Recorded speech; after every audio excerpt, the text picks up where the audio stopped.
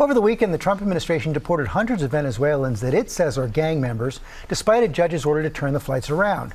The law at issue dates to 1798. A constitutional clash is likely looming. Chief White House correspondent Mary Bruce is tracking the story. Good morning, Mary. George, good morning. Well, we are now seeing a real showdown between this administration and the judicial branch. The White House this morning is celebrating this move, insisting the president is acting within his authority to speed up deportations, despite that directive from a federal judge that these Venezuelan immigrants be returned to the U.S. immediately.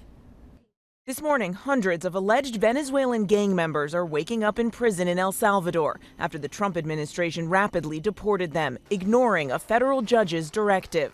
This video, shared by El Salvador's president, shows the alleged members of the Tren de Aragua gang arriving in San Salvador Saturday, just hours after a judge ordered planes carrying the men to immediately return to the U.S. Trump over the weekend invoking the Alien Enemies Act, an obscure wartime law from 1798, allowing the government to deport non-citizens with little or no due process.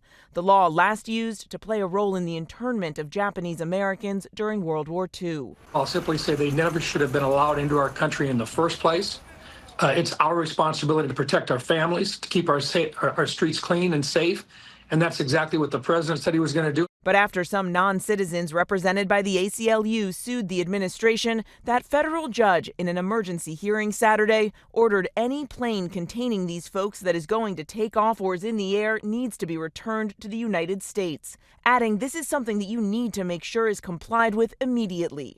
The two planes already in the air, sources tell us the administration made the calculated decision to ignore that directive. Sources say the planes carrying the alleged gang members took off during the hearing, the administration eager to get them in the air out of U.S. airspace and over international waters before the judge's ruling. In response to that order to turn the planes around, the president of El Salvador, a Trump ally, posting, "Oopsie, too late."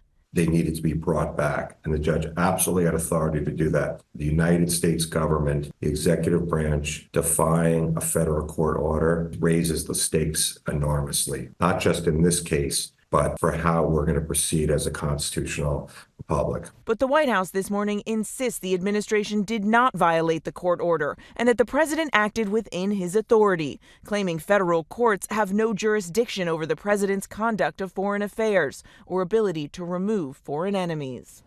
Now, all of this is coming as a Brown University professor, Dr. Rasha Alawi, a kidney transplant specialist, has been deported despite having a valid work visa and despite a court order temporarily blocking her expulsion. A Lebanese citizen, she was detained last week after returning to the U.S. from visiting family and put on a plane out of the country, again, despite that court order. A hearing in this case is expected later today. Okay, George. Mary, thanks. Let's get more on this from our chief Washington correspondent, John Carl. John, let's start with the deportations to El Salvador. We just heard Mary say the administration knew they were defying the order. So this is likely to head perhaps to the Supreme Court. Yes, George, as Mary reported, it was we are told, a calculated decision to ignore the judge's directive. The hearing on this is rather extraordinary. The hearing on this had already started before those planes took off. It was before the judge actually issued the order, but it was after it was quite clear the judge was skeptical of the use of this 1798 Alien Enemies Act. By the way, that is an act that has only been used 3 times in all of American history. So the judge was clearly skeptical of it. And then when the order came, the order was clear that even if the planes had taken off, they were to turn around. Let me read you what the judge said. You shall inform your clients of this immediately. Any plane containing these folks that is going to take off or is in the air needs to be returned to the United States. Now, the White House says that this is an order that was an extraordinary imposition on the executive branch, that the judge simply had no authority to interfere with the president's conduct on national security and foreign affairs matters. But as you also heard Mary point out, this has huge implications for the other court cases working their way through right now on other actions by this president. Which is why it's likely to go to the Supreme Court. And the Brown University doctor had a valid work visa. So what authority did the administration use to deport her?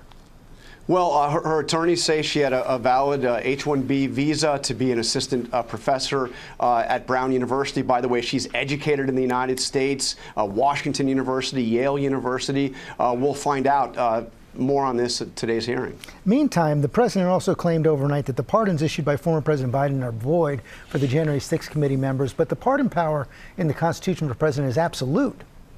It is, and by the way, there's no indication that President Biden signed these with an auto pen. That's what President Trump is arguing, that these were signed with an auto pen and therefore they're not valid. We don't know that they were signed with an auto pen, but even if they were, it's unclear that that would be an issue. In fact, President Bush back in 2005, the White House did a study on this and determined that even orders signed with an auto pen are valid orders. That proposition's never been tested in court. I guess the big question here, though, George, is does this imply that that President Trump wants to actually prosecute members of the January 6th committee? John Carl, thanks very much.